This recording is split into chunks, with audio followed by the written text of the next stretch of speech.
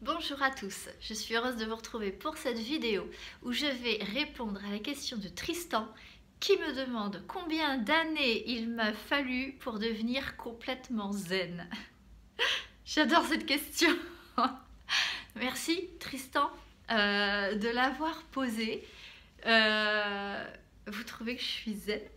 C'est cool. Alors je ne sais pas quoi répondre à cette question. Parce que je n'ai pas l'impression d'être si zen que ça, en fait. Peut-être c'est l'image que je renvoie, mais en tout cas, à l'intérieur, c'est le bordel. C'est comme chez tout le monde. C'est le foutoir là-dedans. Ok. Par contre, effectivement, mon positionnement, ma façon de voir les choses, ma façon de réagir, ma façon de penser aussi et d'analyser, elle a beaucoup changé. C'est peut-être pour ça d'ailleurs que dans certaines situations et en certaines circonstances, certains peuvent me trouver d'une patience légendaire incroyable, d'une zénitude absolue. C'est sûrement parce que avec tout ce que j'ai expérimenté et tout le travail que j'ai fait, j'ai effectivement réussi à obtenir quelque chose de plus doux. Combien d'années ça m'a pris Vous voulez la vérité crue là comme ça sur le plateau? On va dire que j'ai commencé à travailler sur moi, à pratiquer la méditation. Je devais avoir 11-12 ans, ok? Et je pense que ma plénitude, je l'ai obtenue. Alors, attendez, je compte vers 35 ans. J'en ai 43 aujourd'hui. Ouais, c'est long. C'est très long, mais en même temps, j'ai pas fait que ça pendant toutes ces années. Je n'ai pas fait que tester, expérimenter, mais disons que ça prend du temps. Pourquoi ça prend du temps? Eh ben, parce que, un peu comme beaucoup d'entre vous, quand vous voulez commencer à méditer, à changer certains mécanismes en vous, eh bien, il y a ce satané, la mentale, là, cette voix intérieure qui sape mais tout le travail que vous essayez de faire, et c'est pénible. C'est pénible parce qu'en fait, vous devez toujours vous battre contre vous-même, en fait. Moi, c'est cette impression que ça m'a donné pendant des années, cette lutte intérieure entre moi et moi. À tel point que je ne savais plus vraiment qui j'étais. Est-ce que j'étais vraiment cette chieuse là qui arrêtait pas de détruire tout ce que je voulais faire? Est-ce que j'étais cette terrorisée qui a peur de tout et qui osait rien? Est-ce que j'étais cette colère qui bouillonnait? Est-ce que j'étais cette tristesse? C'était un mélange improbable et horrible qui bouillonnait dans tous les sens. Et effectivement, quand j'ai commencé, c'était l'enfer. Je ne pouvais pas faire 5 minutes, je ne pouvais pas faire la cohérence cardiaque, j'arrivais pas. Tous les exercices qu'aujourd'hui je vous transmets avec conviction en disant que ça marche, parce que ça marche, mais ça marche pas du jour au lendemain. Non, ça vous demande, c'est vrai, de la patience, de la persévérance et une bonne dose de coups de pied au cul. Excusez-moi, mais franchement, il y a des jours où il faut se secouer soi-même, parce que sinon on se lamente, oui, j'y arriverai pas, de toute façon j'y arriverai jamais.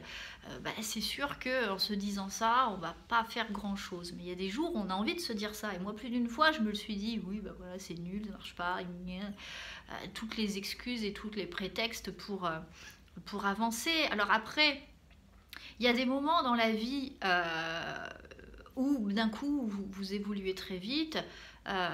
Moi je sais que ça s'est surtout fait avec cette persévérance et au fil de certaines rencontres, de certaines lectures, de certains moments de vie aussi où on apprend à être un peu plus philosophe, de moins être dans le jugement, d'être plus bienveillant envers soi-même et surtout arrêter de se mentir, se voir vraiment tel que l'on est, accepter d'accueillir toutes les parties souffrantes que l'on possède, toutes les émotions, arrêter de faire l'autruche et essayer.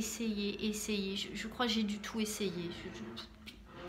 Je ne pourrais même pas vous faire la liste de toutes les techniques que j'ai utilisées, mais du coup, ce que je sais en tout cas, c'est que tout ça mis bout à bout, aujourd'hui, ça me permet d'avoir l'air zen. Et ça, c'est génial. Parce que oui, je le suis dans un certain sens. Et pour mon plus grand bonheur, ma vie est juste merveilleuse depuis que j'arrive à être pleinement dans le moment présent, où j'arrive à enlever le jugement, où j'arrive à rationaliser certaines pensées, j'arrive à écouter les émotions sans me laisser submerger. Ouais, ma vie, elle a changé grâce à ça. Mais somme toute, ça m'empêche pas parfois de péter un câble, comme dit mon fils, ou d'exploser pour X ou Y situation. Mais du coup, ça dure moins longtemps. J'arrive mieux à gérer vite. Je vais pas traîner ça pendant 3 semaines. Je vais pas venir mettre de la rancœur ou du jugement, le si j'avais dû, si j'avais su. Et effectivement, c'est ça qui change la vie. Donc, pour répondre à votre question, Tristan, ça m'a pris des années et beaucoup de patience, beaucoup de persévérance et beaucoup de coups de pied aux fesses que je me suis mise moi-même à un moment parce que je peux dire aujourd'hui qu'on est responsable, sans vraiment le vouloir ou sans vraiment le savoir, de l'état émotionnel dans lequel on est. Quand je dis on est responsable de l'état émotionnel dans lequel on est, j'entends par là que peut-être quelqu'un ou quelque chose vous a poussé dans une émotion, mais c'est vous qui faites le choix d'y rester. Voilà, donc à partir du moment où vous choisissez de rester dans cette émotion, il n'y a que vous qui pouvez choisir d'en sortir. Et c'est peut-être ça le début de la zénitude, en fait.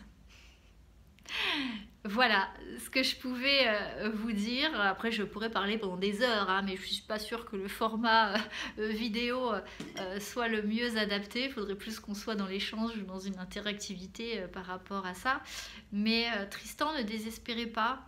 La pratique, la technique, la persévérance, tous les jours, essayez et vous verrez que vous finirez par y arriver. Il me reste à vous souhaiter une bonne journée et moi je vous dis à très bientôt pour une prochaine vidéo. Au revoir.